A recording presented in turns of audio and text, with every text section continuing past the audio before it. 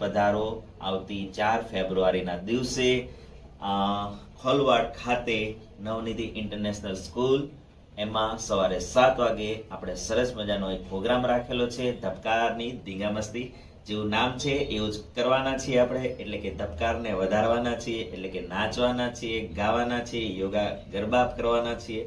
તો આમાં બધા જ લોકો તમારા મિત્રો ફેમિલી સાથે પધારજો અને આ વિડીયોને બને એટલો શેર કરજો, એટલા માટે કે આપણે સરસ મજાનો એક મેસેજ પાસ આઉટ કરવા જઈ રહ્યા છીએ.